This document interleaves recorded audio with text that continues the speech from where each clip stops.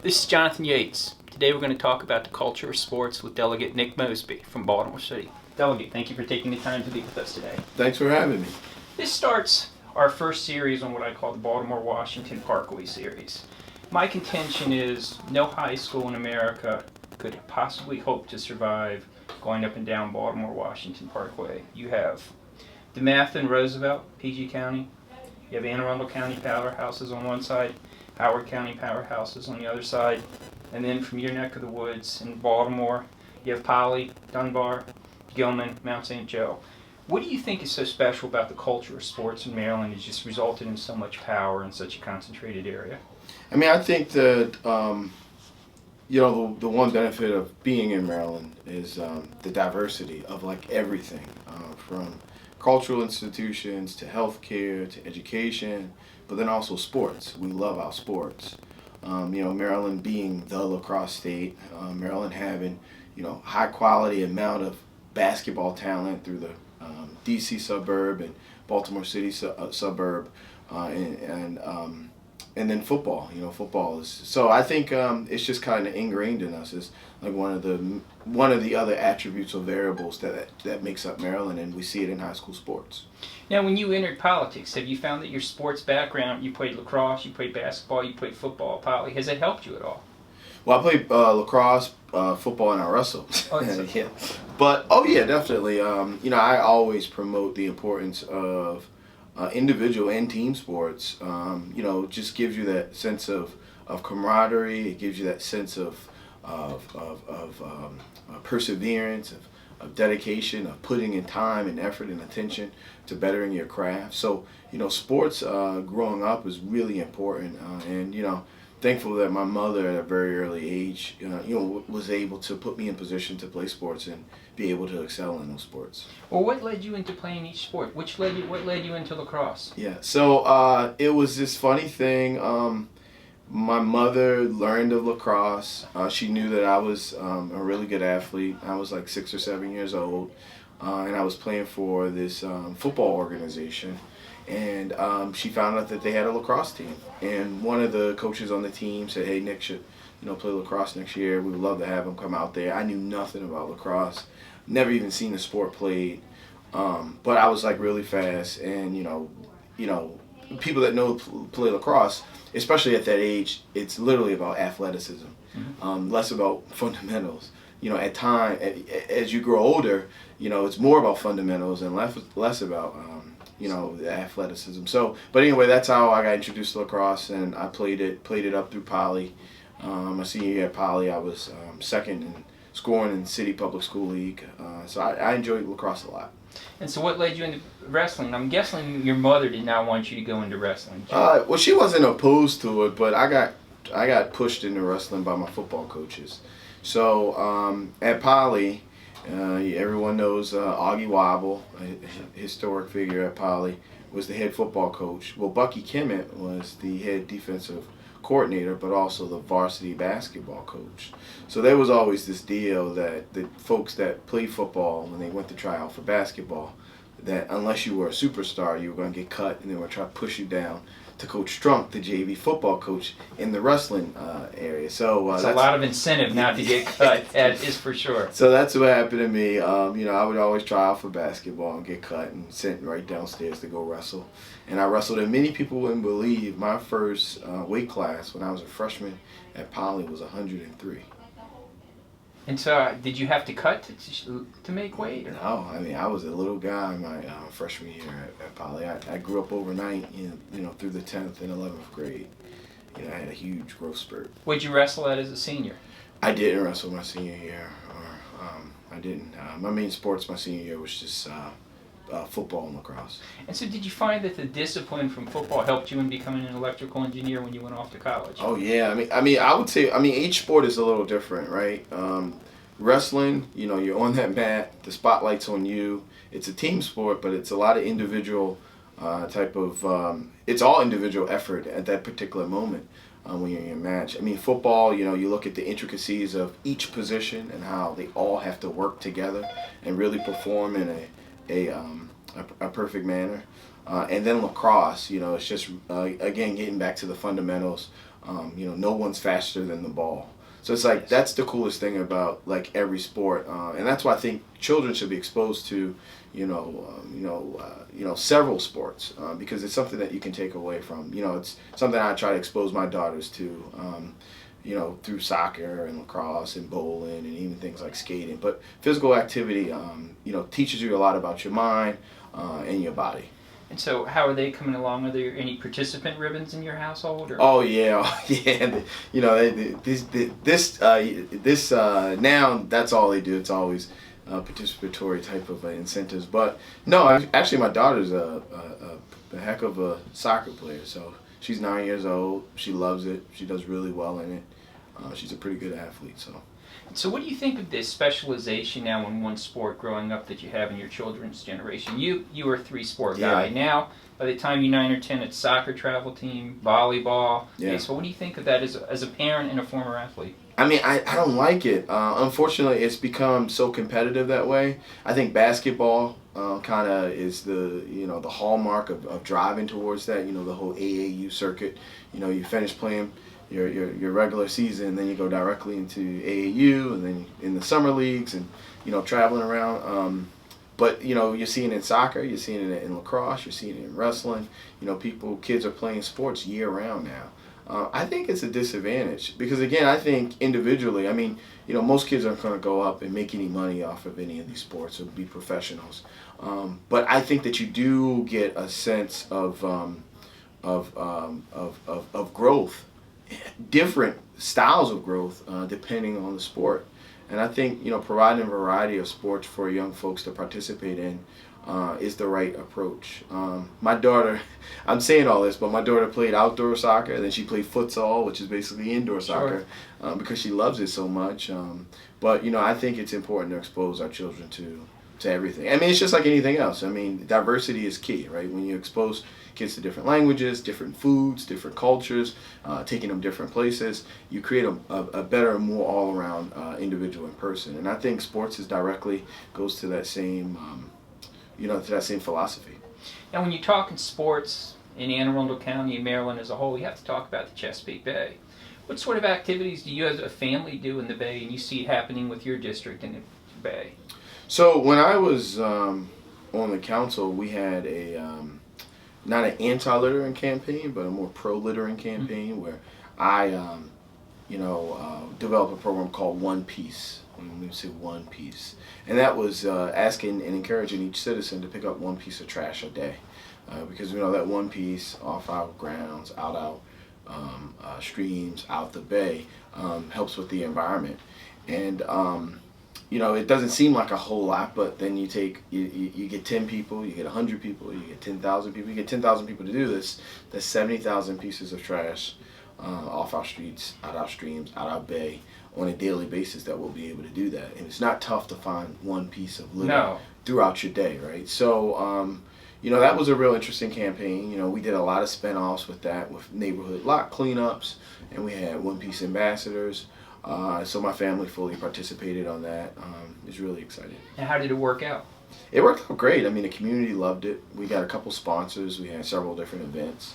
It lasted for 3 years while I was on the council. I ultimately wanted the city to adopt it as a DPW program and expand it citywide. The current administration did not go along with that, but no, it was an exciting program. Are you going to introduce that at the state level now that you're a member of the General Assembly? Yeah, well, I would love to go back and do some of those things. I think city council is completely different than being here in Annapolis as it relates to just having boots on the ground, having your ear to the street, and having the access to the city services that we were leveraging and utilizing to kind of run the program. But no, I would definitely love to partner and continue to do programs like that, particularly to the environment.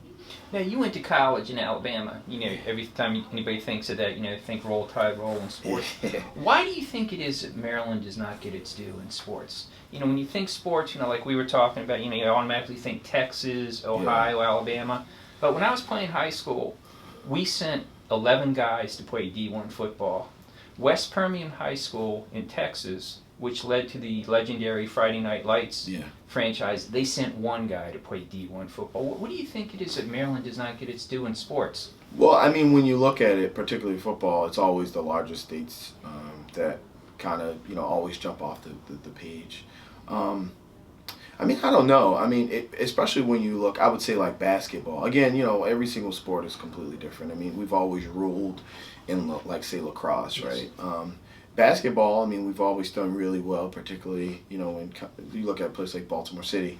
I mean, you look at that one Dunbar team, they sent, Boys of Dunbar, I read the 4 or book. 5 folks to the NBA. So, I don't know. I just think over time, when you think about college football, you don't think of Maryland. You don't think of the Terps. When you think about college basketball, even through some of the ups and downs, and winning national championship, was that back in 2001 or whatever, you don't necessarily think of the Terps right away. I know that. I think what's cool about it is if you're Maryland bred, if you're from Maryland, like we love our sports and we love our teams, and we don't really go away from that. I think it's also like when we look at it from a college perspective, it's like you look at Maryland, and like when they left the ACC, we kind of left some of the organic rivalries that were building Yes. up. So I think right now they're trying to find the identity associated with like who's Maryland's true rivalry. I mean, football used to be, I guess, Penn State. Yes. But It wasn't much of a rivalry. and It was then one-sided. we saw the score last year, right, Yes. in that game. So I just think things like that is what's going to continue to shape and push that. Now, one thing that the culture of Maryland sports has been blessed with is the number of outstanding HBCUs. Yeah. You've got Bowie State, Morgan, Coppin, University. What do you see so attractive about playing sports at an HBCU? You went to college at one. Yeah. I mean, just the history and culture. I mean, I don't think that we give enough credit where credit is due. When we talk about college football or college sports, we always go to the largest college, and I think that's normal anywhere. But you talk about a place like Morgan State, they produce the most amount of NFL Hall of Famers from an HBCU. Many people don't know that fact. Willie Lanier, Raymond Yeah. Chester, outstanding. Leroy Keys, outstanding When players. you talk about Morgan State, they were nationally ranked in lacrosse at one point. Daryl Coulter was an outstanding attacker in college. And unfortunately, because of budgetary issues, they had to fold the program. I mean, down here in Annapolis, we couldn't find them the money to keep a nationally ranked lacrosse program kind of running. I think the documentary 10 Bears or something is kind of out there. So I mean, their history as relates to sports through Olympic athletes, is second to none in many types of circles. So I think that folks are attracted to that. Do you work with him now that you're up here? Do you work with like the Bowie State football program? I mean, they're a powerhouse. Their Yeah. quarterback just won the honors. Oh yeah. No, nothing specific through like legislation or anything that I've done for sports. Definitely ensuring that from a funding perspective, we know that through the court rulings and all the studies and findings that historically black colleges in the state of Maryland were disproportionately funded. And we see that through a lot of different things, visiting the campus and looking at duplication of programming and things of that nature. So down here, one of my main pushes is for ensuring that we put more capital dollars in our historically black colleges, and we set them up in the future that they can be self-sustaining in a way that we can continue to grow that history and hold on to the history that they've set. And do you see that getting progress, getting traction here in the General Assembly? So we know there was a federal court ruling that said that that this was a major issue here in the state of Maryland. I know that right now the Attorney General, Brian Forrest, is appealing that decision. The governor put a solution on the table of like almost $2.5 million per year for 10 years for all 4 schools, which pales in comparison to what the lawsuit was about and what the judge ultimately ruled. So I think that there will be progress. Which direction or which way it goes will be determined, but it's something that folks need to stay up on. I mean, because again, when we tie that in, not just as it relates to the health of the school, but tying that into all the history and culture of those schools specific to sports, it's really important that we retain that. And then, I mean, when you talk about also sports, Coppin and the basketball team, you remember when Joe Pace? Yeah. Joe Pace, Marvin Webster series. But that time they ran and they won the went to NCAA too. They went to, well, they, what was it, 10 or 15, 20 years ago, they knocked off Yeah, they won a game in the dance. They knocked off South Carolina, and then they lost to Texas by like 4 or 6 points. So I mean, that was pretty exciting. They had a good game at the dance. Let me ask you a question. I've done a number of interviews with athletic directors in Maryland, and a number of interviews with athletic directors at HBCUs. Ed Scott at Morgan State, Clyde Dougherty at Bowie State, and others like that, Harry Stinson up at Lincoln. And what's so interesting, when people think of athletic directors, they think they just want to move up the chair and end up, at Auburn or somewhere like that. But they have talked about the attractiveness of staying at an HBCU. What would you see as the attractiveness of going to college there and staying there and making that, sort of your home as an administrator too? Again, I think it's the history and the culture. I mean, if you know the history of some of these institutions and you know what they meant at the particular times that they were operating, some of the athletes that have come out of there, you look at some of the success stories that have come there. I think people like to be a part of that history. They like to be a part of augmenting and growing and moving that history in a new direction. You see what Bowie State football program is building down there. Right. So. Has achieved, not building. Yeah. Well, it has achieved, yes. And by local players. I mean, you look at their roster; it's basically all Maryland guys on that roster. So, I think that that's why those folks are there. I mean, those places are institutions in themselves that have high regard in the communities in which they represent, and the history and again the value of that history is immeasurable, and they appreciate it. Prince George's County alone has sent more players to the NFL and the NBA other than anywhere else in the world. Just earlier this month, Kevin Durant, said that he is starting the Kevin Durant Center down in Seat Pleasant, Maryland. I think most people realize he went to, he grew up in Maryland. He went to Texas for college. As you point out, the Terps, just don't seem to do what they seem to do. But, the Maryland high school sports. So now that you are in the General Assembly, do you find yourself dealing more with professional sports? You got the Orioles. Yeah. You've got the Ravens, Redskins playing in Maryland too. And loads and loads of minor league teams. We haven't had any real specific legislation tied to that. I'm a huge sports fan, just in general. But down here we haven't really had much, legislation specific to professional sports. And do you see anything on your personal agenda having to do with sports? It's certainly done wonders for you. It looks like it's doing wonders for your daughter. Is there anything on your... This is what I'll say. I'm disappointed that the Poly City game is moving from Raven Stadium. I mean, growing up as a kid, one of the things that attracted me to want to go to Poly was I knew that they played in Memorial Stadium. And I got a chance to play in the second to last game at Memorial Stadium my senior year. So I know that that's a huge carrot for those kids. And, it's unfortunate that the Ravens, felt like they had to do away with that type of relationship. I wish that they could have stayed intact. I mean, that's the second oldest high school football rivalry in the country. It's turned out many leaders, too. Yeah, oh, yeah. I mean, and professional players, Antonio Freeman, the Green Bay Packers wide receiver. And so now that you're here in Annapolis, are you developing more of an appreciation for the Naval Academy? Oh, yeah. I mean, that's cool. I mean, that is interesting. I remember growing up, David Robinson was kind of the big draw the Admiral, for the Navy.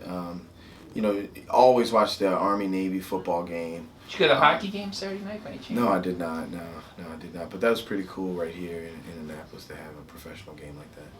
So now that you're up here, and so in conclusion, what can you say about the General Assembly? Do you feel like you're at home now, that you've loved it? Do you miss Baltimore out of politics at all? You prefer Annapolis? I don't miss it. What I would say is totally different. I don't miss it.